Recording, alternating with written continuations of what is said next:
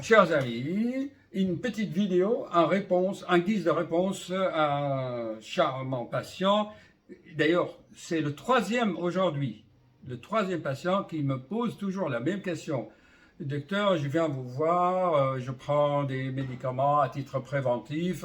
L'autre, il est opéré du cœur, on lui a mis des stents, il a des médicaments et il vit bien, il est à la retraite, mais il dit, j'ai des soucis. Alors, je lui dis, donnez-moi un exemple de ces soucis. Tout va bien, seulement il pense qu'il lui arrive quelque chose.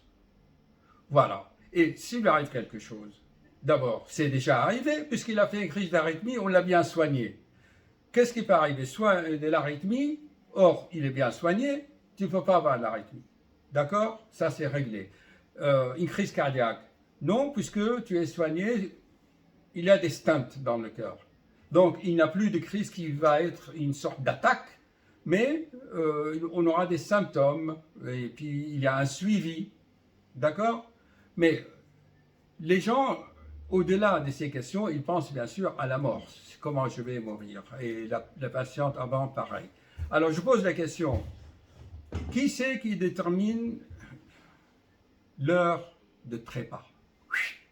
La faucheuse, qui c'est qui lui donne l'heure? À quelle heure elle va arriver? On appelle ça la thanatophobie, la peur de la mort, qui se traduit, ah, s'il m'arrive quelque chose, qu'est-ce que je vais faire, gna gna gna, voilà.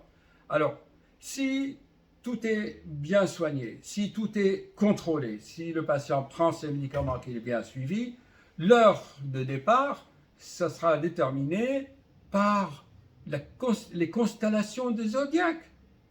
Tu es quel signe de zodiaque? Vierge. Vierge. Bon, ben, quand la Vierge là-haut se met en place pour t'accueillir, ton âme te sera aspirée. Voilà. Et ensuite, il est protégé, comme moi, par l'étoile de Bethléem et par Jésus. Donc, l'heure de la naissance et l'heure de départ, c'est, à mon avis, quand il n'y a pas de maladie grave, quand le patient n'est pas grabataire, quand il n'y a pas de maladie chronique, quand il n'est pas en fin de vie, eh ben, ça, le meilleur moment, c'est déterminé par les constellations zodiacales, parce que ils se mettent en place et puis les forces gravitationnelles se mettent en place pour aspirer le germe magnétique.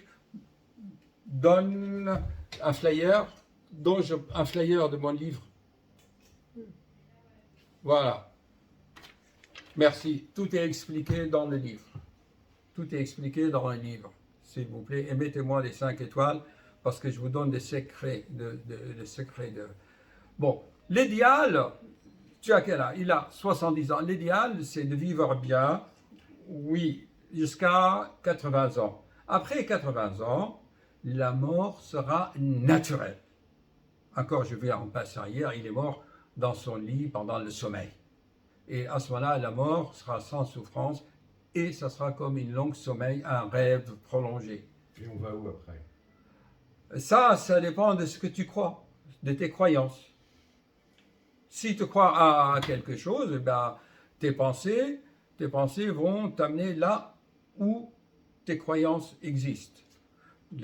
Voilà, si, par exemple, moi j'ai réanimé des patients qui ont fait des morts subites, enfin qu'on a réanimé.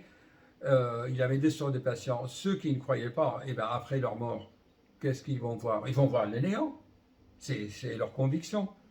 Et ceux qui y croient, ben, ils voient une lumière qui les aspire vers des paradis, vers des oasis. Tout ça, c'est expliqué. Je fais un chapitre complet sur la mort. Il faut lire.